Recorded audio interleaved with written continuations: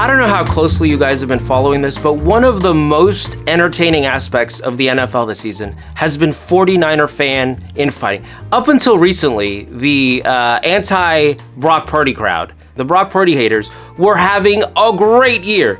In part due to injuries, Brock's had an up and down season. And the Brock Purdy haters were having the time of their lives. But it all came crashing down this past weekend when many of the quarterbacks that they said were better than Brock went down in flames. Suddenly, the same people who were criticizing Brock for taking the lead multiple times in the Super Bowl, for taking the lead in overtime of the Super Bowl, saying that wasn't good enough, these same people were now making excuses for Justin Herbert, Jordan Love, Baker Mayfield, Sam Darnold, Kirk Cousins, who didn't even make it. Suddenly they were making excuses for them. And for the pro-Brock contingent, it was like the end of Return of the Jedi. It was like, remember when the Ewoks were celebrating after they blew up the Death Star? That's what it was like for the pro-Brock contingent. They were back. You will come back, my friends. That's right. Skirt. That's right. Skirt. This guy in particular, I have to give him credit. 49ers First Take. He's been at this for years. This was his moment. As soon as the clock struck zero on Sam Darnold and the Minnesota Vikings, it was like that Phil Collins that drum fill. I can feel it coming in the air tonight. 49ers First Takes has been waiting for this moment all of his life. He tweeted, "All their self-appointed better than Brock Purdy quarterbacks failed spectacularly in the playoffs," with a photo featuring some of the most prominent members of the anti-Brock contingent. And here's M738. He referred to them as the "We Need a Elite QB Glaze Crew." I have to say, that has a nice ring to it. We need a Elite QB Glaze Crew. Jemele, I have to give him credit as well. He's still mad about the Glaze Crew's training camp coverage from a couple of years ago. The Glaze Crew tried to manufacture a quarterback controversy between Brock Purdy and Trey Lance, saying, "Oh my gosh, Trey Lance is outperforming Brock Purdy. Brock Purdy's playing terribly." Just for Trey Lance to lose the backup job to Sam Darnold and be traded shortly thereafter. So Jemele is still upset about the fake news that the Glaze Crew put out. But I just have one question. I just have one question for the Glaze Crew. What happens if, God forbid, I don't want this to happen. I'm not rooting for this outcome. But what happens if, God forbid, the Lions win? Then what is the Glaze Crew gonna say? Like, oh, that's what we need. We need a quarterback like Jared Goff? That's what we need? We need to get rid of Brock Purdy and find an elite quarterback like Jared Goff? Is that what the Glaze Crew is going to say? What happens if the Eagles win?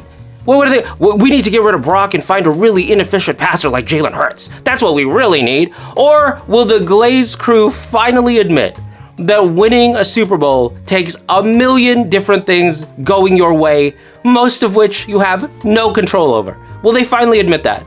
Or are they going to go, no, we need a 220-pound quarterback, inefficient passer that can do the tush push and run the option? Is that what they're going to say? I think if I was a grifter in the Glaze Crew, I would want Patrick Mahomes, Josh Allen, or Lamar Jackson to win. That would be the best outcome for me as a grifter. That would be the easiest way to continue the grift, is for Mahomes, Allen, or Lamar to win.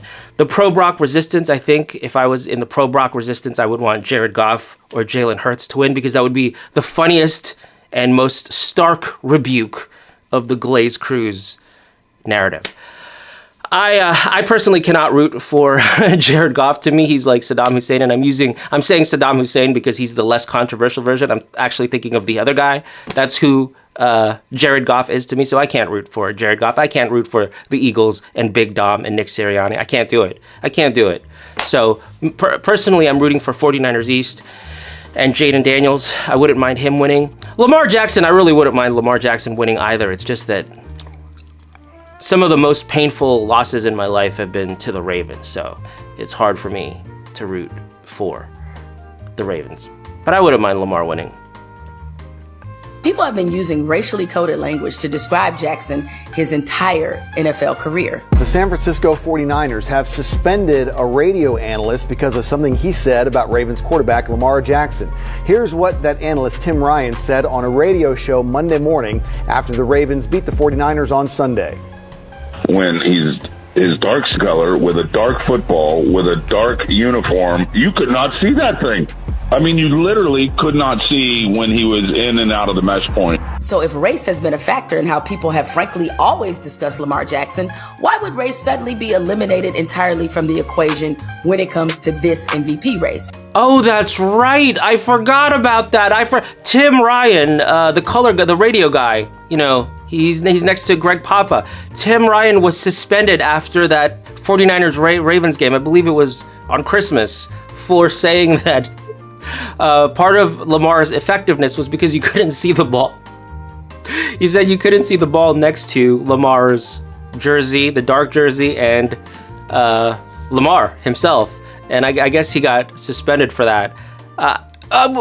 The only thing is Jemele Hill is saying it's coded language. It's not coded language. Coded language would be sort of like a dog whistle. It would be like, it wouldn't be good for the NFL if someone like Lamar were to win. That would be coded language. To say that you can't see the freaking ball is just football language. It's just standard football. I hate to agree with Jason Whitlock, but he's right on this one. He seems to be dealing with it directly. It's not coded. He's not trying to sneak something by. He's not trying to be clever.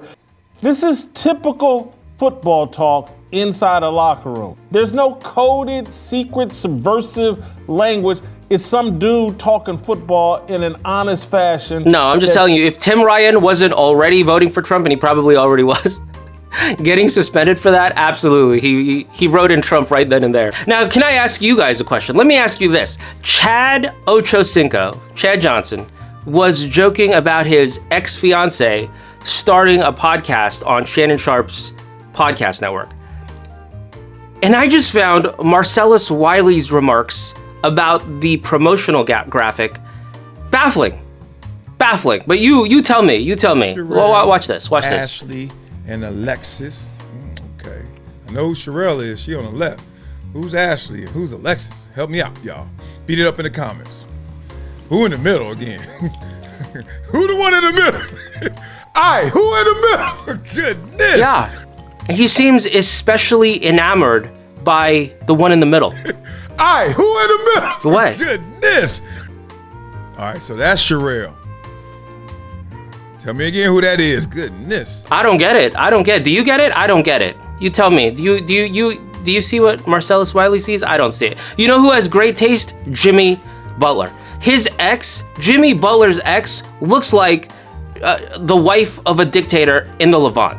Like, if you told me she was a queen somewhere in that region, I'd be like, oh, okay, that makes total sense. She is absolutely gorgeous. On the other hand, she is suing Jimmy Butler she's currently receiving $55,000 a month to raise their kids. And they're in a legal dispute because she wants $10,000 more.